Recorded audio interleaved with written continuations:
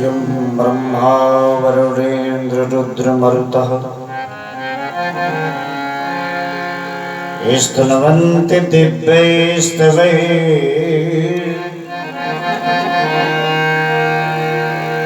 वेदैः साङ्गपदक्रमोपनिषद् गायन्ति यं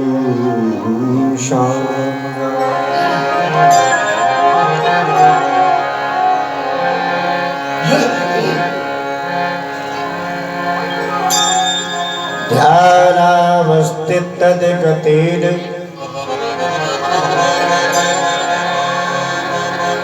मनसा पश्यन्ति यं योगिनः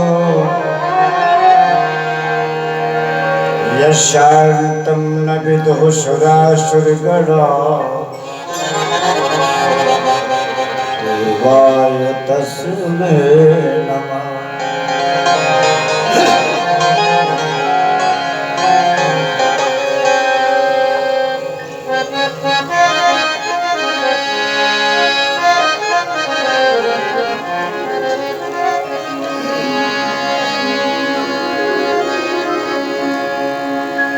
कालिंदी कोल केल कलिक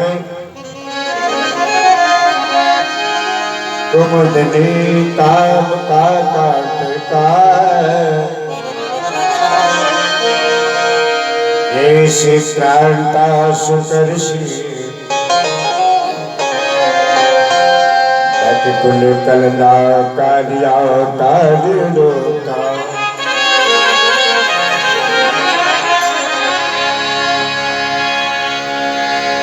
काभ्यान कांतान गुरुकुल कृष्णा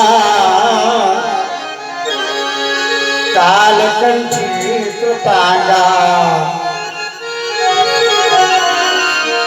केशि क्रांता सुकर्षि कुल कलना कालिया कालिलोका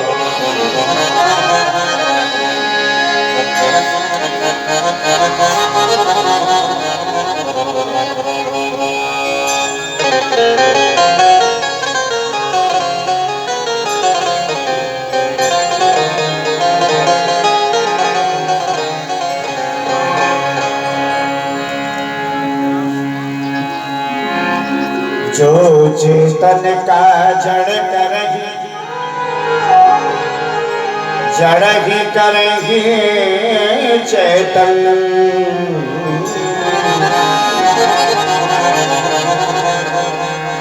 अस समर्थ रघुनाथ भजहि जीवते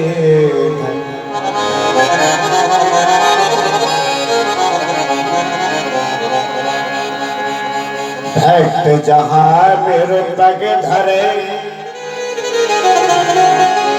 तहाँ धरूं मैं हाथ पाछे पाछे मैं फिरूं कबहु न छाड़ो साथ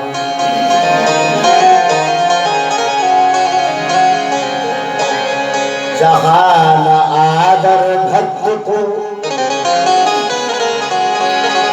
तहाँ न मेरो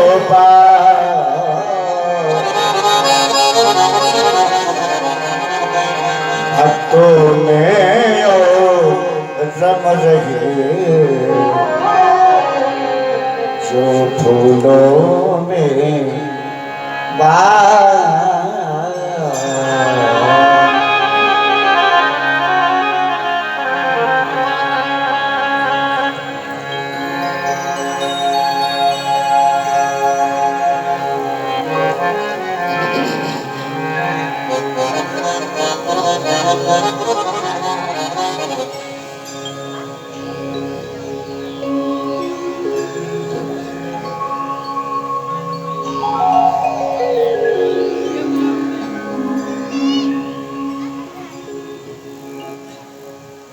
परम आदरणीय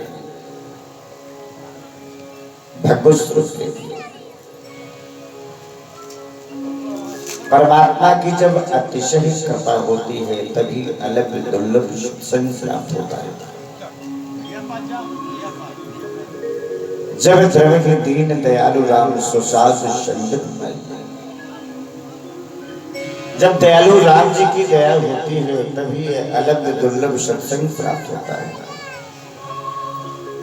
आइए कथा में ध्यान लगाएं। आज बड़ी प्यारी कथा है। भगवान श्री बांके बिहारी व्रजेंद्र नंदन श्री श्याम सुंदर कन्हैया के अवतार की कथा है। आज कथा माध्यम से इस पावन नगरी में प्रभु का अवतार होगा। पूर्णांत पूर्ण ब्रह्म परमात्मा, ध्यान से सुने, 24 अवतारों में भगवान श्री कृष्ण ही एक ऐसे हुए जो संपूर्ण नारायण के स्वरूप में अवतरित समस्त कलाओं से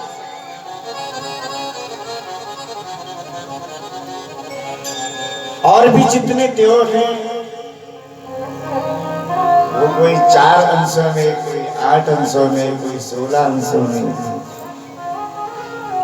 लेकिन भगवान श्री श्याम सुंदर 64 कलाओं से युक्त प्रभु ने अवतार लिया। एक कला हो जाए तो प्रशंसा का पात्र होता है, एक कला, कोई कला आ जाए यश पा लेता है, लेकिन भगवान के पास तो संपूर्ण कला है। ऐसे संपूर्ण सर्वेश्वर के अवतार में हम लोग खुशी मनाएं। सुने प्रभु ने क्या किया है। 2 बार भगवान का नाम और श्री कृष्ण के अवतार की सुंदर कथा सुना।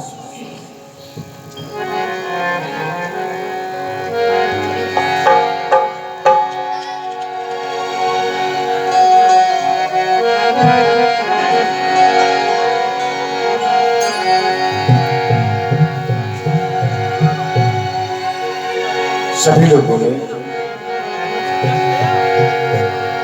अरे श्री राम जय राम, जय जय राम, श्री राम जय राम, जय राम, श्री राम जय राम, जय जय राम, श्री राम जय राम, जय राम, श्री राम जय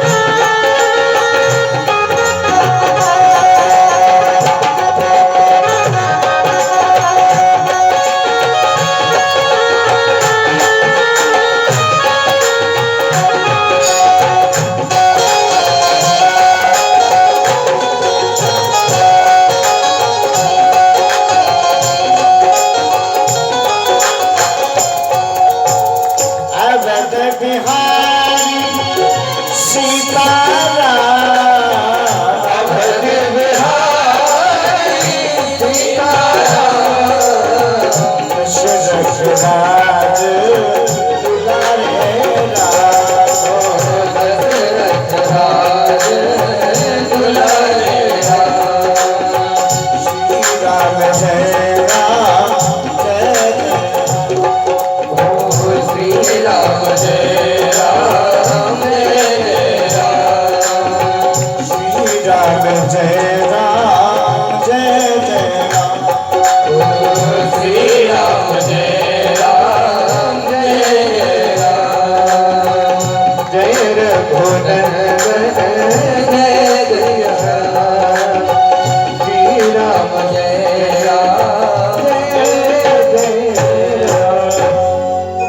बोले भक्त भगवान की।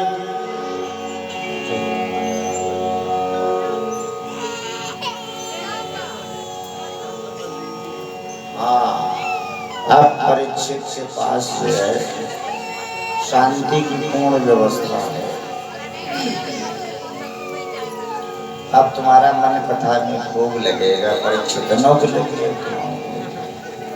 बजट होना ही चाहिए।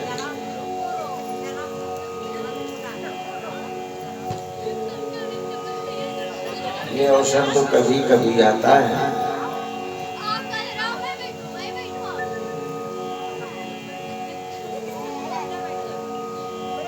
आज जी चुप है बैठा, ध्यान से सुनो कथा की ओर। हम लोग बैठे हुए हैं भगवान की सेवा में। ये हमेशा ध्यान रखो कि हमसे किसी को कष्ट तो नहीं हो रहा। यही पूजा है, यही शांति।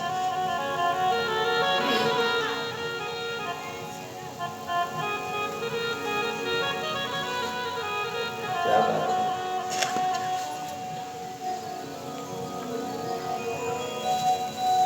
राजन परीक्षित ने श्री राजन परीक्षित ने भगवान सुखदेव से निवेदन किया, कहा नाथ, श्री राम जी के चरित्र को आपने सुनाया, हमें बहुत अच्छा लगा, लेकिन बृहद रूप में नहीं सुनाई। क्योंकि श्री राम जी की चर्चा, श्री राम जी का संपूर्ण चरित्र हमने श्री मार्कंडेय ऋषि से पूर्व श्रवण किया। इसलिए निवेदन है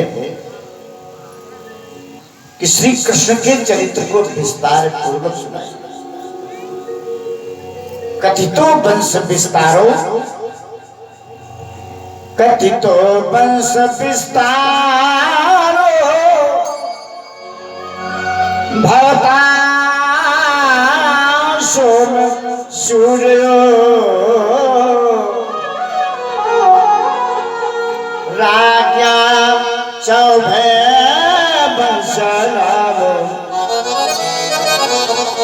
चरितम परमाद्भुतम।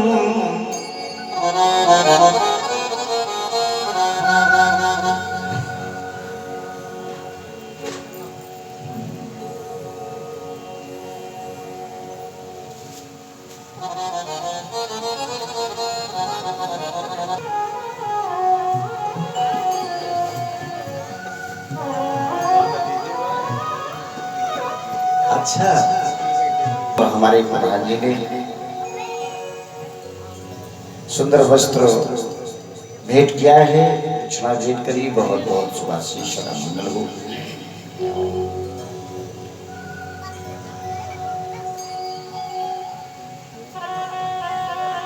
देखिए विषयांतर हो जाता है, बात भटक गई।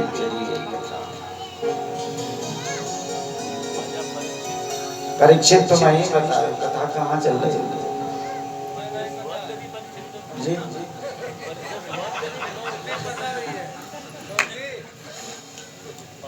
कथितो वंश विस्तारो भवता सोमसूर्यो राज्ञां चोभय वंशानां चरितम परमाद्भुतम।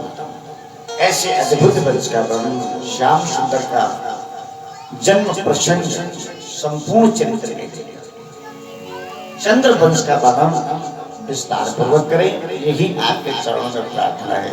सुखदेव जी हंस पड़े। सुखदेव जी क्यों हंसे? सुखदेव जी कह रहे हैं राजन, आश्चर्य है, हमने जितने भी चरित्र सुनाए, जो सुनाया सुनते चले गए, किसी में नहीं कहा कि कम सुनाओ कि ज्यादा सुनाओ। लेकिन श्री कृष्ण का चरित्र आकर के तुमने निवेदन किया कि विस्तार पूर्वक। ऐसा क्या है कन्हैया के चरित्र में जो तुम विस्तार पूर्वक सुनना चाहते हो? कहा नाथ, हमने इसलिए निवेदन किया कि भगवान श्री कृष्ण की कृपा से ही हमें जीवन मिला। नहीं तो अश्वत्थामा ने हमें गर्भ में ही मार दिया था। ब्रह्मास्त्र चला करके हमको गर्भ में खत्म कर दिया था। जुगोपि कुक्षी गतियाति चक्र है। कुछ गर्भ में भगवान ने हमारी रक्षा की। तो ऐसे जीवन धन का हम प्रसंग, संपूर्ण प्रसंग सुनना चाहते हैं। भगवान ने कितनी लीलाएं करी है। सुना है प्रभु ने जेल में जन्म लिया, और ये भी सुना है कि भगवान ने बड़े बड़े दैत्यों का संहार किया, कंस का संहार किया। हे भगवान, ये कैसी कथा है, हम सुनना चाहेंगे।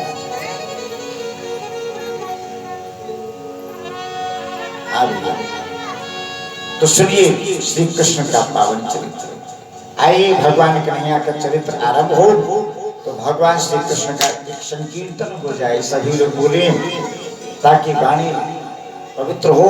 और निवेदन है कि अब बातचीत नहीं होवे, सब लोग शांति का परिचय दें, आनंद आवे।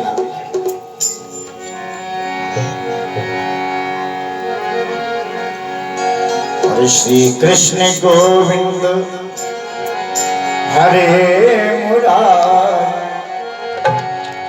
श्री कृष्ण गोविंद हरे मुरारी,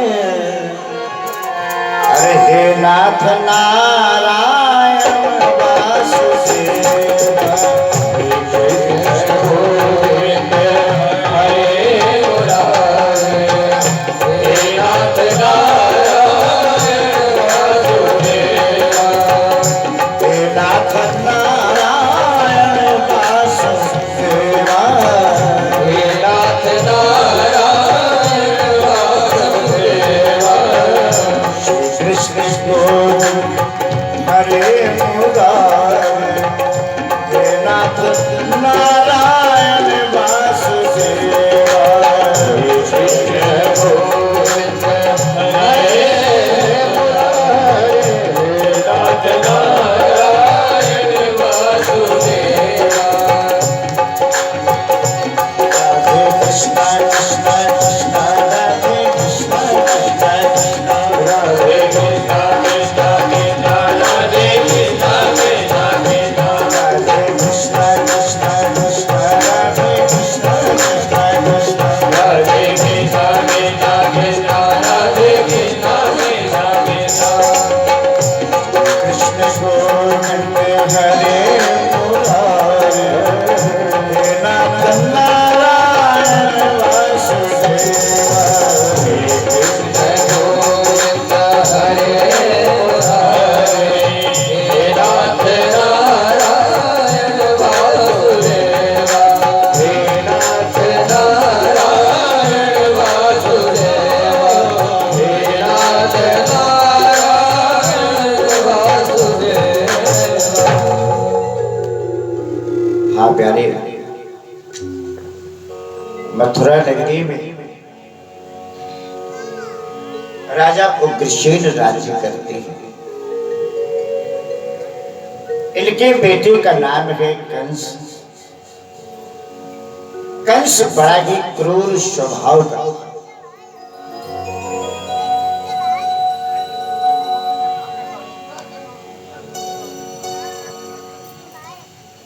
हाँ प्रधान जी, प्रधान जी, ध्यान तुम्हारी ओर चला जाता है, कथा छूट जाती है, आवाज आती है ना, इसलिए आओ नजदीक आ जाओ, फिर बैठ के सुनो।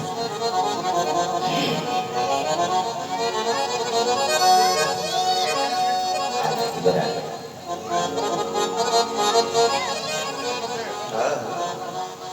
बोले भक्त भगवान की जय।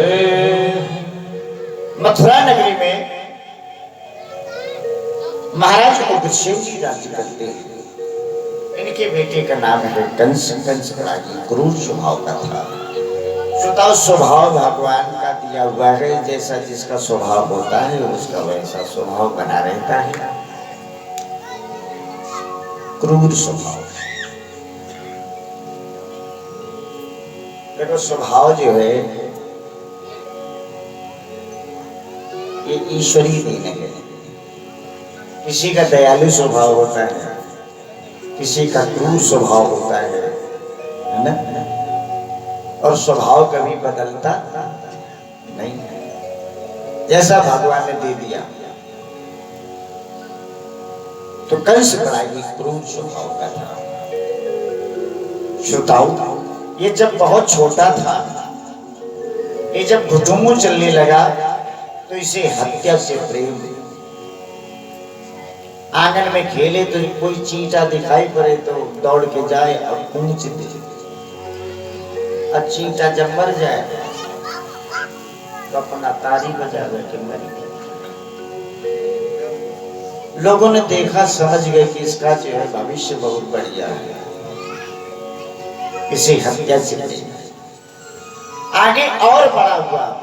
अपने साथियों में खेलने लगा तो साथियों में खेले और नदिया में चलो जाए, यमुना में चला जाए, यमुना नदी में, और वहीं पानी में खेले, मौका लगे तो वहीं दाब दी।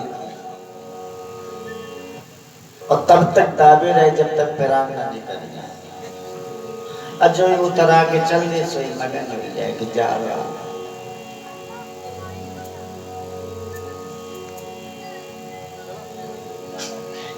श्रोताओं, इस तरह से ये क्रूरता का परिचय देता है। जरा ध्यान से सुने। हम बृहद रूप में सुनाएंगे कंस के बारे में, थोड़ी सी चर्चा कर रहे हैं। कंस जो है जब 16 वर्ष का हुआ तो उसका विवाह हो गया। 16 वर्ष का हुआ तो विवाह हो गया।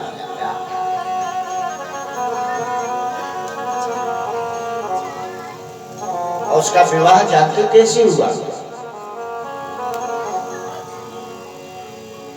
कंस ने अपना जो विवाह किया था वो शर्त से हुआ। शर्त जैसे राम जी का विवाह महाराज श्री जनक जी के शर्त से विवाह किया। जनक ने शर्त रखी थी कि जो धनुष यज्ञ खंडन करेगा, जो अजगरों को तोड़ेगा, जो चाप चढ़ाएगा, उसके साथ विवाह होगा। तो इसने भी शर्त रखी, पूरी शर्त पूरी की थी। जानते हो किसकी शर्त थी? जरासंध की। मगध नरेश जरासंध, मगध देश का रहने वाला जरासंध गिरि प्रथम राजधानी में रहता है। इसकी इच्छा थी कि हमारे 2 बेटियां हैं और हमारी दोनों बेटियों का होने वाला पति ऐसा हो जो अजीर हो, जो वीर हो। तो इसने एक हाथी छोड़ा। हाथी, इसके पास एक बहुत अच्छा हाथी था जो 1000 हाथियों के बराबर बल रखता था। एक हाथी देखो, परीक्षित हाथी। कहीं कहीं हाथी का बड़ा मान होता है। कहीं कहीं कथा में भी जो है हाथी लोग मंगवाते हैं। जब कलश यात्रा होती तो हाथी हाथी श्री गणेश का स्वरूप शुभ मानते हैं, शुभ मानते हैं लोग हाथी को। एक जगह की बात हमें याद आई। एक जगह कथा होने थी, ये भाई हाथी है, ये हाथी आ गया। हाथी आएगा तब कलश यात्रा होगा। सुताओ गांव बड़ी चर्चा की, भाई हाथी है ये, का बड़े जमा, लेकिन हाथी नहीं आओ। और इतनी देर हो गई कि सांझ होने को आई, हाथी आओ नहीं। सब बेचारे बड़े मायूस, बड़े दुखी कि हाथी नहीं आओ। और तब तक एक जो है गधा आ रहा, हाथी तो नहीं आओ लेकिन गधा आया। लोगों ने कहा चलो नहीं हाथी आओ, चलो ये तो आए, अब गांव की इज्जत बचाइए। चार पैर का सही, अब नहीं हाथी सही तो भाई समभाव है, समदृष्टि भाव है, जीव है, ये भी भगवान का बनाया। वो जरा सुनो, लोगों का जरा देखो विचार कि आखिरकार है गधा तो क्या हुआ, सब भाव में है। अब इसी से जो है, इसी से काम चलेगा। या भाई हाँ ऐसा करो, बुलाओ बुलाओ बुलाओ तो उधर जेल ले। गधा को पकड़ना।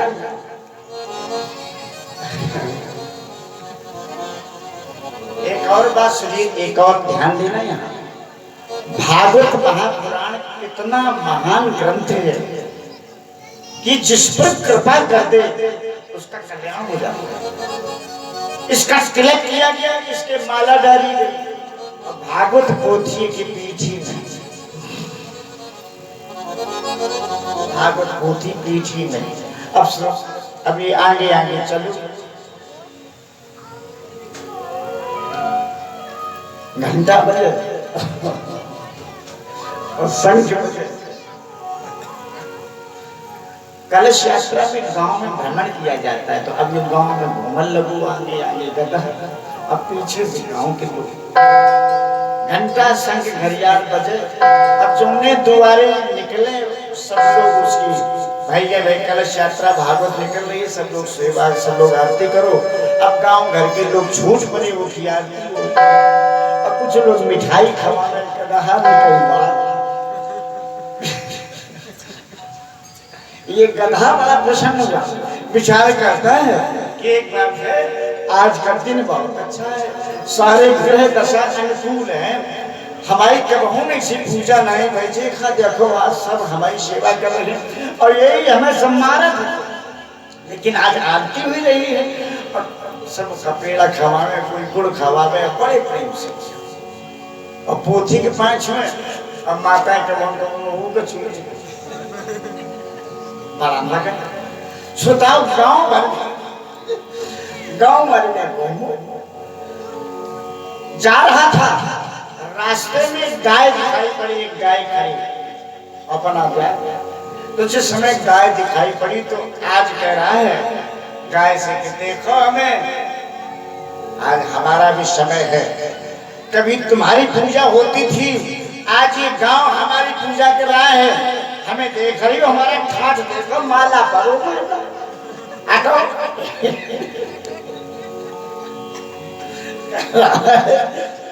एक तरफ हो जाओ, गाय से कहता है चला जा रहा है। श्रोताओं गांव में भ्रमण हो गया, जब गांव में भ्रमण हुआ तो आकर के वहीं पर जहां से शुरू हुआ वहीं से खत्म हुआ, और उसी समय मंदिर में जो है ये वाली पोथी को पधरा दिया, तो पोथी उठाई गई और मंदिर में रख दी गई। सब लोग मंदिर के अंदर चले गए, आरती हुई, पूजन हुआ, वहां लोग जो है अपना व्यस्त हो गए। अब गधा जो माला पहने, गधा ये माला पहने अकेले ठाड़ू, अब मंदिर गए देख रहे, कहा अच्छा बिल्कुल ध्यान हट गया हमसे, हम तब तक छाड़े नहीं, एक बार भी हमसे किसी नहीं था, और सारा ध्यान मंदिर की ओर। इसको आई गुस्सा, चिल्ला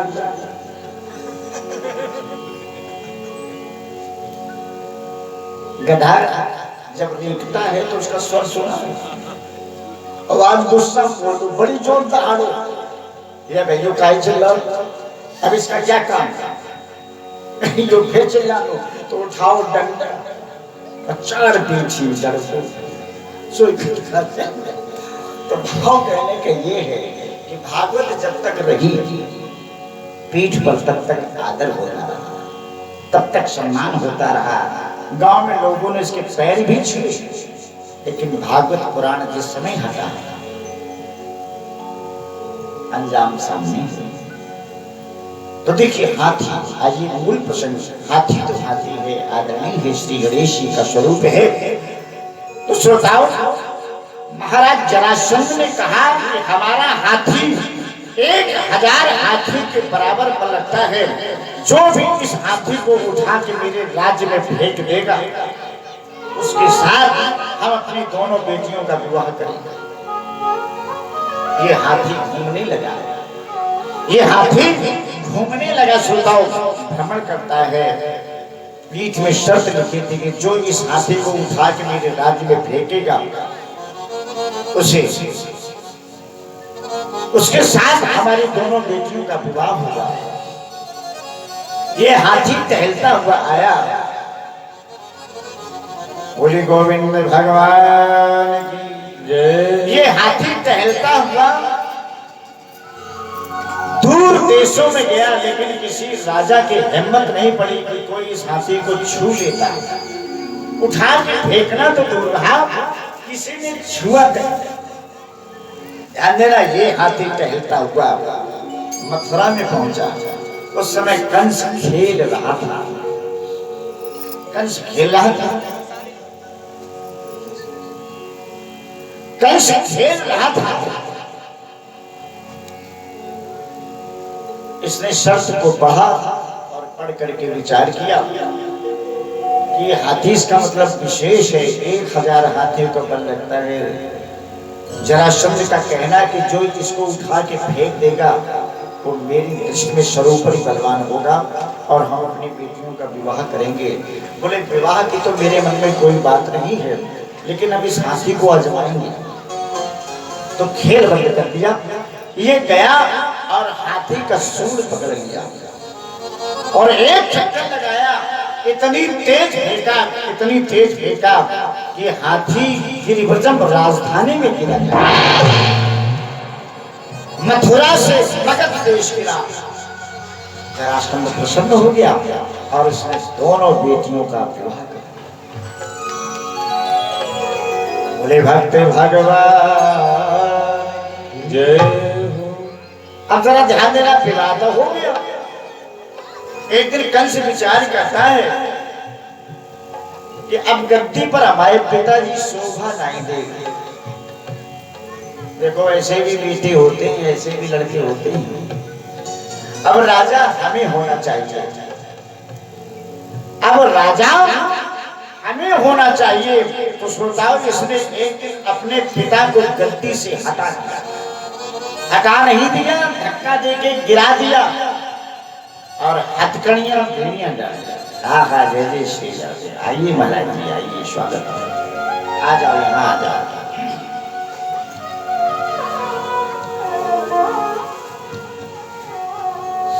आ जाओ, इधर ही आ जाओ। आप बिठाइए जगह, महाराज जी को बिठाओ।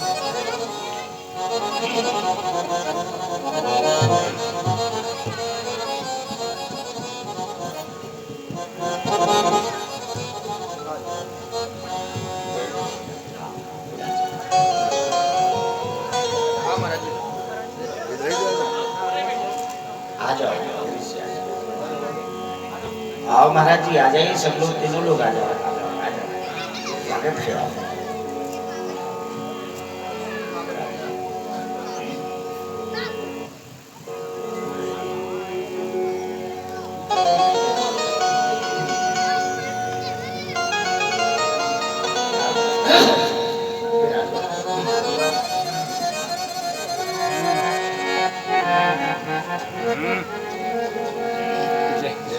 आओ महाराज जी, आ जाओ।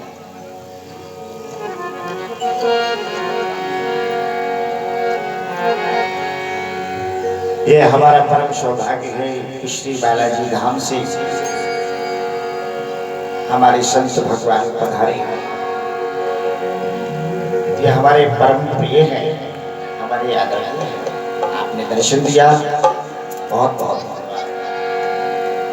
आइए, कथा प्रसंग बहुत ही सुंदर चल रहा है। आइए एक बार भगवान का नाम सभी लोग बोले। अरे पाके बिहारी जय हो तुम्हारे, पाके बिहारी जय हो तुम्हारी, पाके बिहारी जय हो तुम्हारी, पाके बिहारी जय हो तुम्हारी, जय हो तुम्हारी, जय हो तुम्हारी, जय हो तुम्हारी।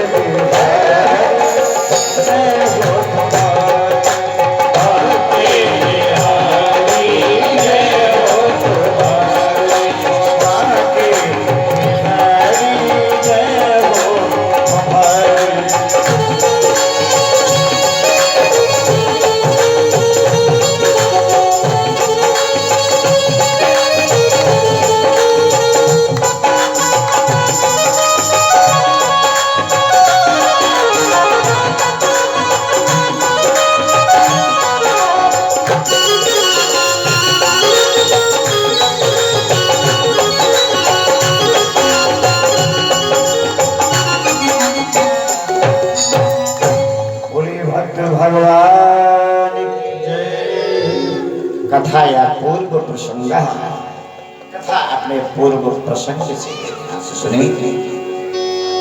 क्रूर कंस ने अपने पिता उग्रसेन को गद्दी से हटा दिया, हथकड़ियां बेड़ियां डाल दी और कैद कर दिया। भगवान न करे जीवन में किसी को ऐसा बेटा प्यारे भक्त स्वयं गद्दी पर बैठ जाता है, मुकुट धारण कर लिया, राज्य आसीन होकर के घोषणा करता है। जरा सुनिए घोषणा क्या है। न यष्टभ्यं न धातव्यं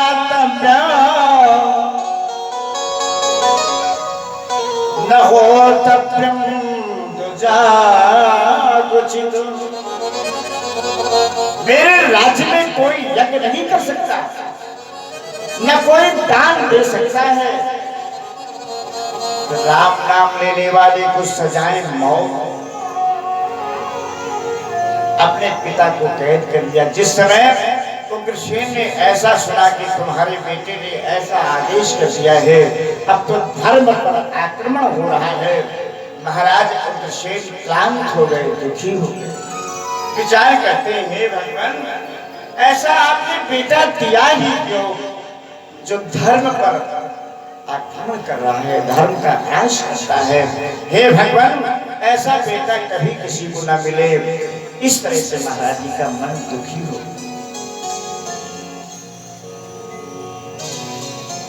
भैया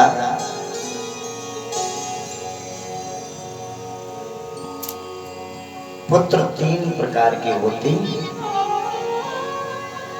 पुत्र जो है तीन प्रकार की होती है। हम आपको एक एक लक्षण बताएंगे और मन में विचार कर लेना कि हमारे घरे कौन नंबर को है। सुन लियो, सहूर की बात है, ध्यान से सुनो जी। आज बड़ी बातचीत होती है। वंदना तुम्हारी तरफ पुरुष हो, निवेदन है, प्रार्थना है बिटिया, सुनो गौर से।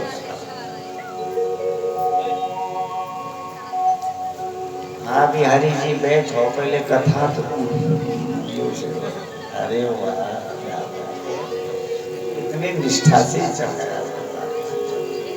अब बिठा लीजिएगा, चढ़ौती बात में करो, पहले कथा तो सुनो समझो। हल्की गर्मी कैसी कथा हुई सी चढ़ौती करो।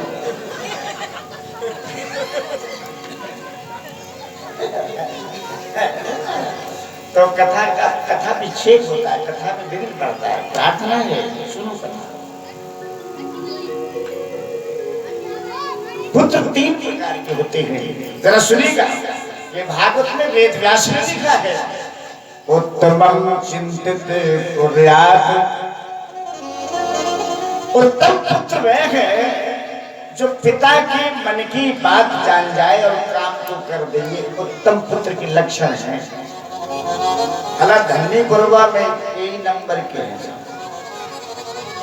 यानी रामपुर में सब पहले ही नंबर मानो भाई, हम काय को खिलाफत करें। हमाओ पसंद से ही गाँव के। तो उत्तम चिंतित उत्तम पुत्र वह है जो पिता के मन की बात जान जाए। पिता प्यासे हैं ऐसा पुत्र जान जाए, लेकर के पानी आ जाए, लो पिता जल करो। ये उत्तम पुत्र के लक्षण। प्रोक्तकारी तो मध्यम, मध्यम बेटा वह है जो पिताजी आदेश करें और उस आदेश का तत्काल पुत्र पालन करे। रामायण में कहा गया है अनुचित उचित विचार कर जे पालक पित बैन ते भाजन सुख सुयस के बस ही अमर पते। अनुचित उचित विचार पुत्र आज्ञा में विचार न करे कि हमें पिता उचित आज्ञा दे रहा है या अनुचित आज्ञा भी पालन करे, ऐसा पुत्र के लिए कहा गया है। अनुचित उचित विचार कर जे पालगे पितु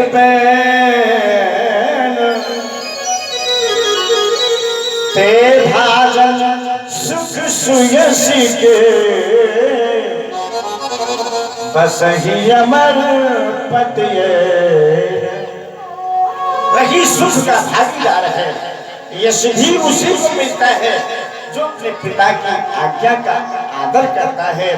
आज्ञा वो चाहे उचित हो या अनुचित हो, ऐसा गोस्वामी जी ने कहा। ये मध्यम नंबर का, ये दूसरे नंबर का जो आज्ञा का। और तीसरे नंबर की बात सुनो, अधमो अश्रद्धयः। अधमो तीसरे नंबर का तो अधम कहा गया है, जो पिताजी की आज्ञा का आदर न करे, परिहास करे, उपेक्षा करे, ऐसा पुत्र न होना ही उचित है। ऐसा पुत्र तो नहीं होवे तो ही ठीक। एक बार पानी दे दिया जैसे तैसे, भाई कहा प्यासे ले आओ बेटा, प्यासे है पानी, तो एक बार दे दिया। और अगर दोबारा मांगो तो क्या कहता है, चिचीढ़ी बनो है? एक बार दिया दोबारा फिर मांगो, डार दो खटिया तलैया गिरा दे। यदि ऐसा बेटा जवाब दे जाएगा तो श्रोताओं कभी उदास न होना, अपने मन में सोचना कि ये पुत्र नहीं है, ये पुत्र नहीं है। हमने जो पाप किया है वही पुत्र के रूप में जन्म लेके हमें त्रस्त करना है। यही हमारा पाप है जो पुत्र के रूप में हमें मिला है, जो मरते दम तक हमें पीड़ा देगा। तो श्रोताओ, पुत्र तीन प्रकार। अब देखो, पहले नंबर में आज्ञा का पालन नहीं, आज्ञा पिता न दे पाए, मन की बात जान जाए, और दूसरे में आज्ञा का पालन हो, उचित आज्ञा। तो पहले में तो आज तक कोई हुआ नहीं, और हुआ है तो केवल एक। कौन?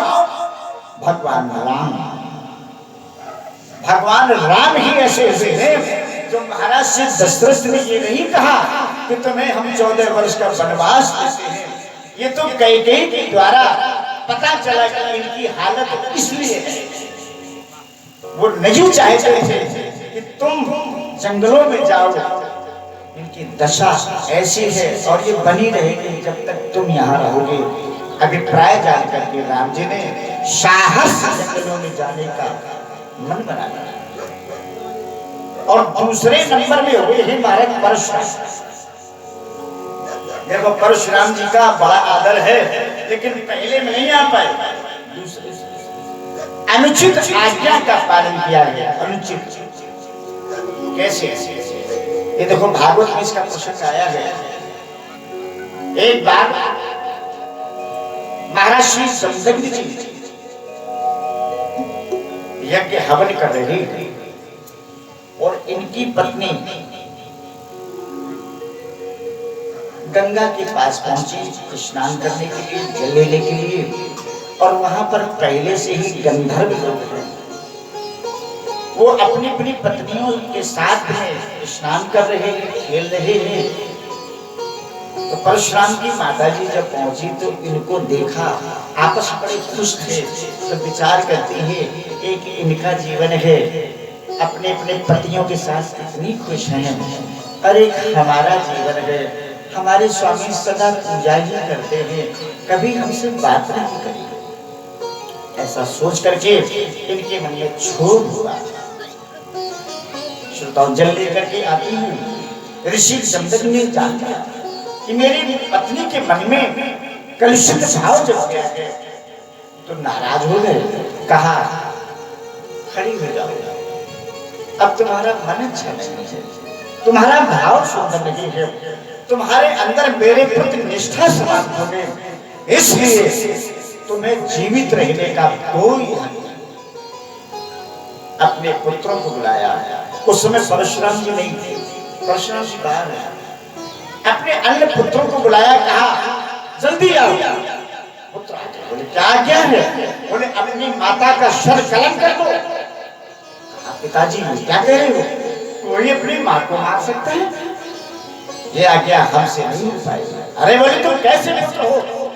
ये तुम्हारी माता आदर के योग्य नहीं है, इसके अंदर कलुष है, इसलिए मेरी आज्ञा है समाप्त करो। लेकिन महाराज उन पुत्रों ने आज्ञा का आदर नहीं किया। उसी समय कहा अफसोस कि तुम मुझे पुत्र के रूप में प्राप्त हुए हो, अब तो हमें पुत्र कहना है, कष्ट होता है। इससे तुम पैदा ही ना होते तो बहुत अच्छा था।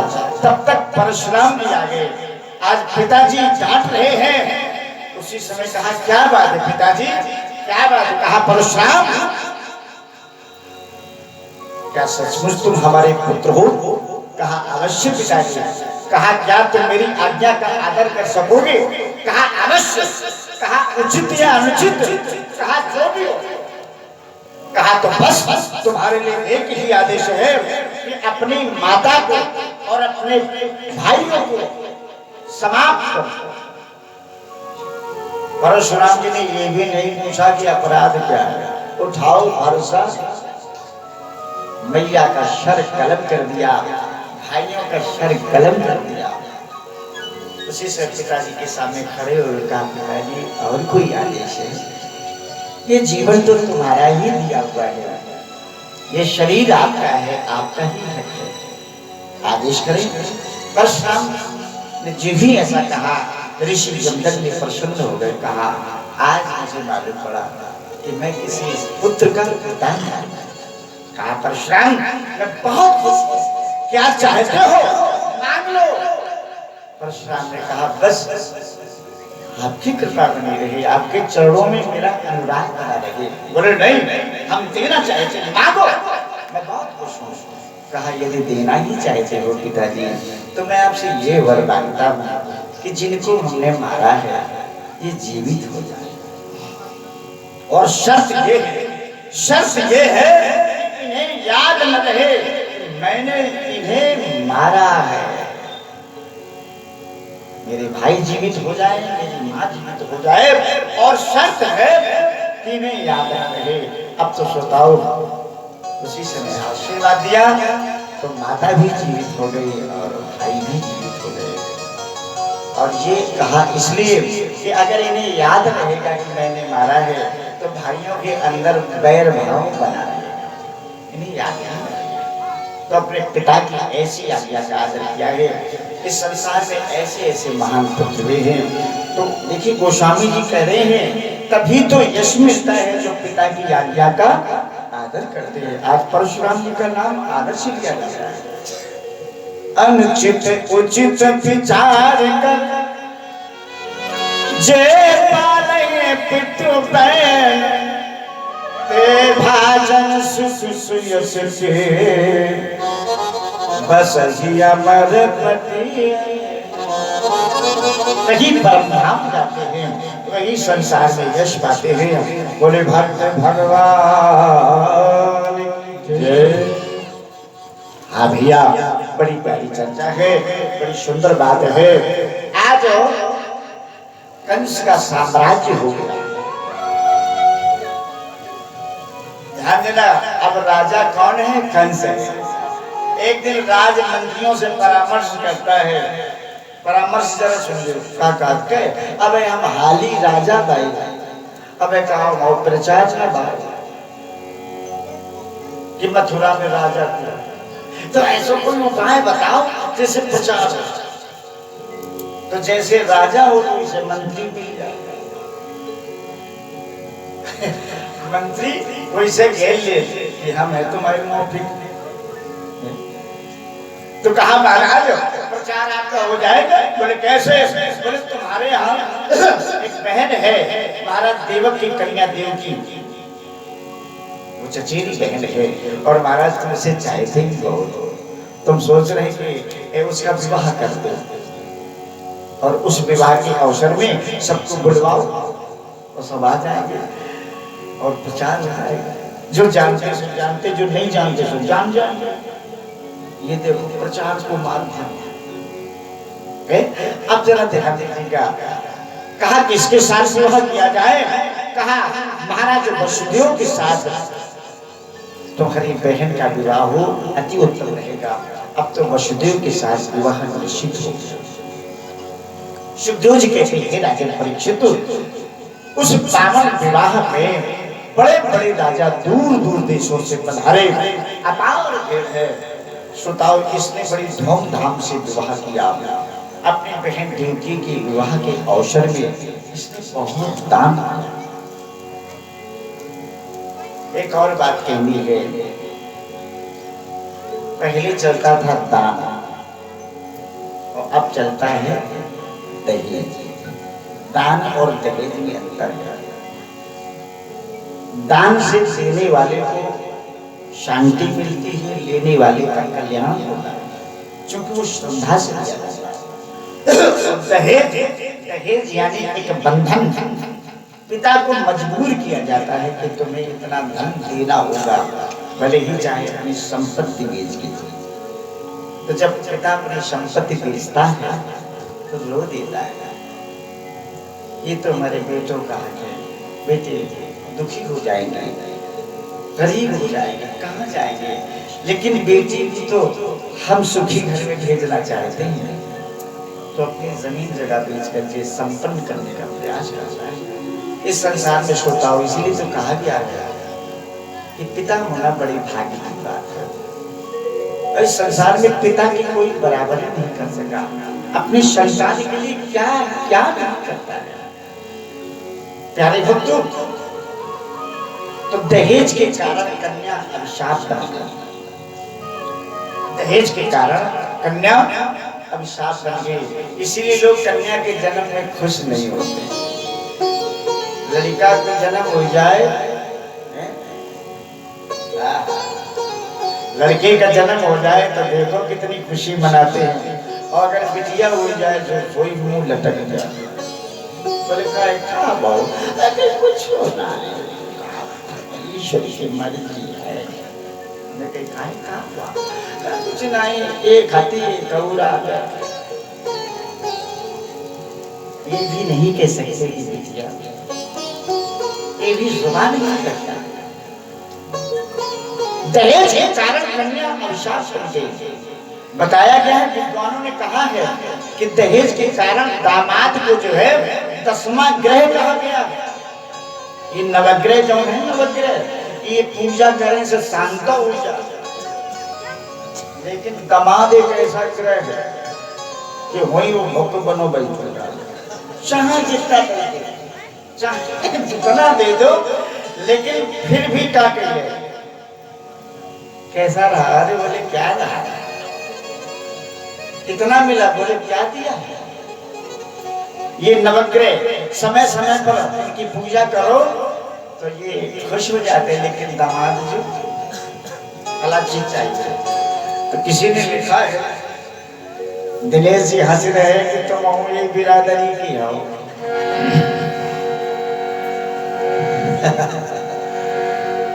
हाँ सुताओ, अब तो कथा में से चाहे अपनी बात हो चाहे दूसरे को तो कहना ही कहना है भाई। हाँ तो सुनिए, बहुत अच्छी बात। हेलो।